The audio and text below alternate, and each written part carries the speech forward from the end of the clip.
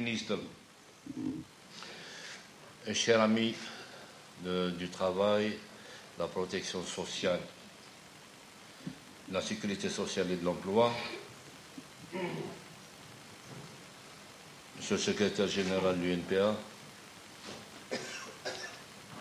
Monsieur le doyen des organisations patronales, mes chers amis représentants et présidents des organisations patronales, mon cher frère directeur régional du BIT Afrique du Nord et chers confrères en même temps et amis, monsieur le secrétaire général du ministère, monsieur le secrétaire général de la Fédération de la protection sociale, Sir Almi Mustafa,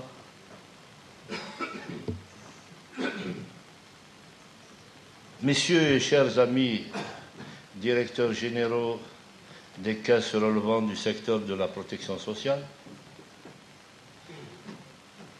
toutes mes amitiés à vous tous, parce que vous savez que vous faites du bon boulot. Madame la particulièrement directrice de l'ANSEJ, vous avez excellemment succédé à votre ministre. Messieurs les cadres du ministère et également amis et collègues, parce que je sais qu'également vous faites un excellent travail, discrètement bien entendu. C'est toujours un plaisir de nous retrouver dans cette salle, combien même que je suis un peu ému par cette rencontre, parce que vous savez que ça a été un travail de longue haleine pour arriver à ce Ferwi aujourd'hui que nous célébrons ensemble. Je dis bien ce Ferwi que nous célébrons ensemble. Et c'est un Ferwi où dans d'autres pays, c'est un rêve. Je dis bien, ce que nous allons vivre aujourd'hui dans d'autres pays, c'est un rêve. Qu'ils soient des pays nantis, ou des pays en développement, ou des pays émergents. Je profite donc aujourd'hui de prendre un peu de temps, si vous permettez, Monsieur le ministre, de mettre en relief ce que nous faisons, mais nous ne le mettons pas suffisamment en relief. Le dialogue. Hiwar. Monsieur le directeur régional du BIT, vous n'allez pas me démentir. Les valeurs que porte le BIT, il y en a tellement, mais j'en retiens 4. La dimension sociale. Ensuite, le dialogue social. Ensuite, le tripartisme. Et ensuite, la bonne gouvernance. Défendu et porté par le BIT depuis un siècle, parce qu'il fête alors cette année le 100e anniversaire. En ma qualité d'ancien membre du conseil d'administration du BIT, nous avons fait pratiquement un cheval de bataille, mais ça restait virtuel au niveau de cette instance, de cette noble instance. Ça parle beaucoup, ça discute beaucoup, parce que c'est une institution tripartite. Tout le monde parle de dialogue, tout le monde parle de concertation, que ce soit les gouvernements, les patrons, les organisations syndicales, mais ça reste virtuel. On ne le voit pas sur le terrain. Ça reste que des mots sur des papiers. N'est-ce pas, monsieur le directeur? Alors, est venu un pays qui s'appelle l'Algérie. C'est ça l'élément fondamental de c'est venu un pays et puis des citoyens, des citoyennes, de ceux qui ont l'amour et la fierté de leur pays et qui savent le prix de la paix, le prix de la stabilité, ont pris leur destin en commun pour dire il est possible de nous construire ensemble en nous regardant, en tant que partenaire et non pas en tant qu'adversaire. C'est pas facile de pouvoir faire rencontrer. On peut faire rencontrer le gouvernement avec les organisations patronales, le gouvernement avec l'organisation syndicale, mais il est difficile de faire rencontrer l'organisation syndicale avec les organisations patronales. Partons du principe que c'est antagoniste. Ça reste également des théories que nous avons eues dans notre jeunesse en tant qu'étudiants. Mais on est arrivé par cette volonté commune, on va se jeter quelques fleurs, de dire est-ce qu'il y a possibilité d'édifier un consensus en codifiant ce consensus. Il a commencé en octobre 1990, la première bipartite. Ensuite, il a été suivi d'une première tripartite en avril 1991.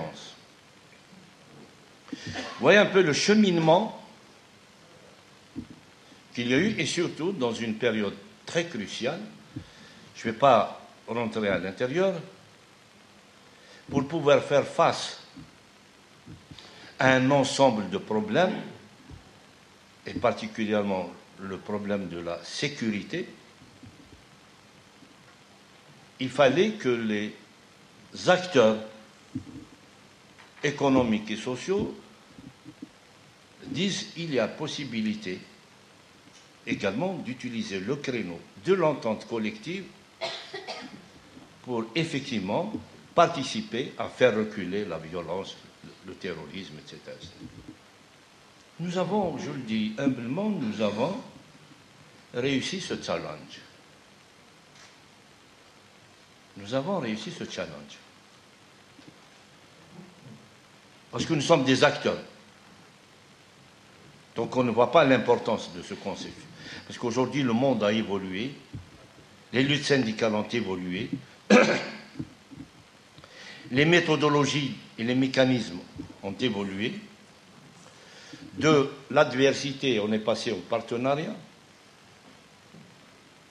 Du partenariat, on est passé au dialogue, et du dialogue, on est passé à une construction positive. Et la réflexion aidant, on s'est mis donc dans cette ambiance de construction collective, et en 2006, nous avons signé et nous avons créé un événement, nous avons ratifié le Pacte national économique et social, qui a été suivi par un autre pacte économique et social et de croissance. Au BIT, je peux vous le dire, nous sommes le seul pays qui a pu construire et ratifier un dialogue social.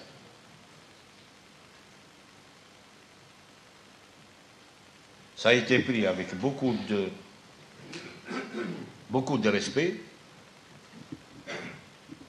même avec beaucoup de curiosité, parce que il y a cette appréciation mondialiste que seuls les pays nantis ont le savoir, que seuls les pays nantis ont l'intelligence de faire mieux que les autres. Et vous voyez un pays qui s'appelle l'Algérie, venant de l'Afrique, puisse effectivement donner une leçon de civilisation, de dialogue. Nous avons démontré que lorsqu'il y a une conjugaison d'efforts et lorsqu'il y a une conjugaison des ondes positives, nous arrivons à construire ce processus d'aller de l'avant. Donc aujourd'hui, il n'y a plus ce concept d'animosité entre nous et les organisations patronales. C'est également un fait universel rarement des organisations patronales et syndicales puissent se retrouver le plus normalement du monde autour d'une table, même discuter, sans parler de négociation. Donc tout ce phénomène que nous avons construit doucement mais sûrement est un mécanisme qui vient s'adosser à l'élément fondamental, la paix, la stabilité. Si vous n'avez pas le mécanisme de cette grande victoire qui s'appelle la paix, laquelle paix est venue dans des moments difficiles et avec des sacrifices difficiles, mais qui ont été acceptés par la volonté d'un homme, parce qu'il a su transcender sur la problématique et de dire que nous devons aujourd'hui construire la paix. C'est à partir de la paix qu'on peut construire tout le reste. Et ça, je profite de ce moment pour dire que, en plus de son acceptation et de son implication dans le dialogue, il a également fait de la paix aujourd'hui un élément fondamental dans la vie citoyenne de chaque Algérien, de chaque Algérienne. J'ai le plaisir de nommer Monsieur le Président de la République, le Moudjahid Abdelaziz Bouteflika.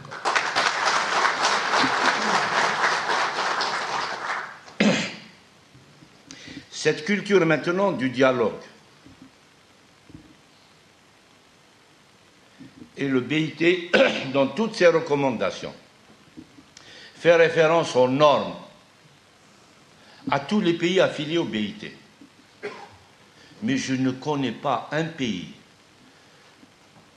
où une organisation syndicale ou une organisation patronale d'un pays mettre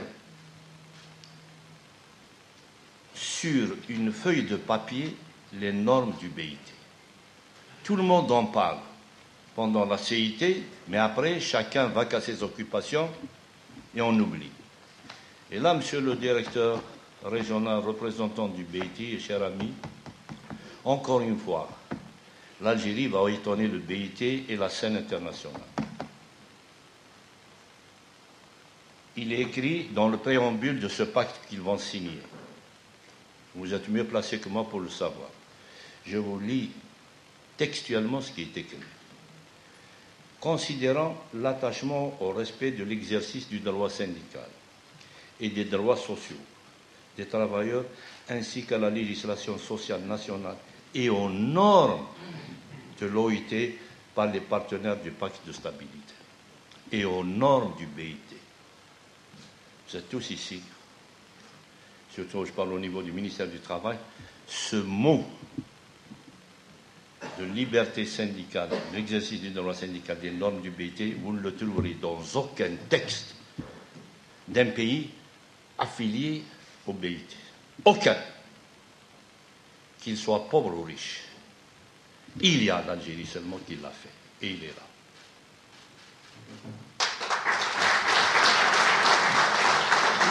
Donc vous voyez qu'il y a des pays qui peuvent donner des leçons de civilité et de respect des institutions internationales, en les transcrivant dans leurs textes qui gèrent la relation dans leur pays.